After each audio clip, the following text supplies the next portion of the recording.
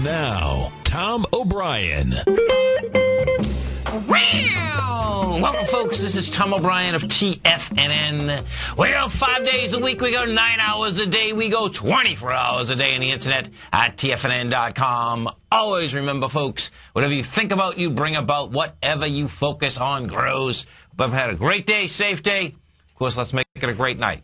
Let's take a look at one of our 4 greens. To master love, you have to practice love. The art of relationship is a whole mastery, and the only way to reach mastery is with practice. To master a relationship is therefore about action, not about attention. Market-wise, let's take a look at it out here. We ended out on 83, NASDAQ off 29, S&P's off 11, gold contract down $21.40, trading at $1,576.567 an ounce. Silver off 63 cents at $26.91 an ounce. Platinum down 19 at $1,424 an ounce. Copper down 4 pennies at $3.39 a pound. Light sweet crude down $2. That baby's going lower. Bonds. 30-year bond, folks, up 7 ticks at 150.26. That baby wants 160. Amazing, but building cars to get up to that level. King dollar. Up 18 ticks at 83.54. You're building cars to get up to the 89 level. Euro down 58 at 122. Building cars down to the 119 level. Our phone number is 877-9648. Give us a call, folks. Well, I know what's going on in your world. In the world of the S&Ps, let's take a look at them. What do we do? This is pretty wild. What we did here, folks, is this. You had a gap from the 5th of July to the 6th of July. Well, bottom line is that that gap, the top of that gap was 13, the bottom of that gap was 1362. We got to 1361.54. Try to fill the top of the gap, gave it up completely.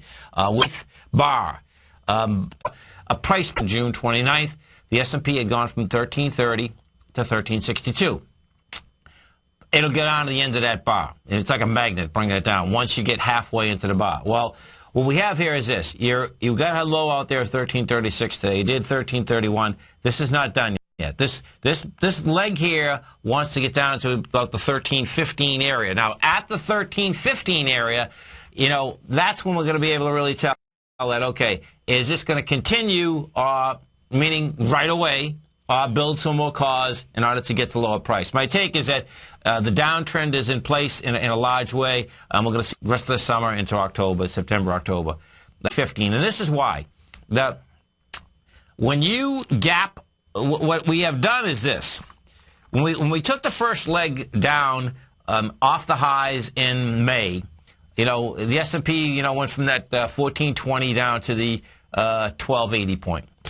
Well, what you have here is this, is that you have 2 gaps up, and we have 2 gaps. That signals a consolidation. And it's a very large consolidation. So it's going to be cool when we get down and say, okay, you're going to stay in a consolidation, or you're just going to, you know, be that little choo-choo train that's starting to get some speed up and basically break down, you know, lower. Or you're going to be a choo-choo train to get to it either. Dow Industrials, down to this 12,414. If the volume accelerates again, if it starts accelerating when you start getting down to this 12,400 level, then basically get out of the way, because that is a monster ABC structure on the way down. NASDAQ Composite. Composite is the weakest index out there. Down $29 out here today. Composites on us, we're at 2902 area. You know, you had, what you had out here today is that you had a few stocks get hit pretty hard. IBM. And not that it was that high, down $3.50, $3.40 at 186. But what IBM is doing is that it basically just went, and it had volume. It's like, oh man, hold it, really? Yeah. So watch how this shakes out now. IBM had its high in April 3rd. High out there of 210. So check it out. We have a swing point out there, 4.625 million. Well, you know what? You did 4.633 million, broke the swing point. So I can make the case that you get a small ABC down. 208 is your A point, is your B. So you get $21. The C point is up there at let's call it $200. Gives you 179. Well, guess what? It's like crazy, because a closing of the gap that is out there since January 19th is 180.35. That's where it's going. When you put on a larger chart, Steve and I were doing this one this morning on our show this morning. A larger chart, IBM is screaming 183. It's screaming 157. Actually, IBM, man, if you own IBM out here, folks, you better have a large heads up. IBM is actually screaming for 116. Holy cow. Yeah, it is. Well, we'll see what happens at that 157. So you're at 186 right now. The gap is out there at that 179. You come into that with volume, you got 157 wide open. I'm telling you, man, ladies, gentlemen, if you own IBM, get a stop in, because the more I'm looking at this, yeah, this wants to go to the highs of 2008. Pretty amazing. Go over to an equity that, well, here, gold out here today. What do we do? From highs to lows, we did, let's see. High was 137,000 contracts traded. Gold is making a longer-term bottom here, folks. And this is what it is.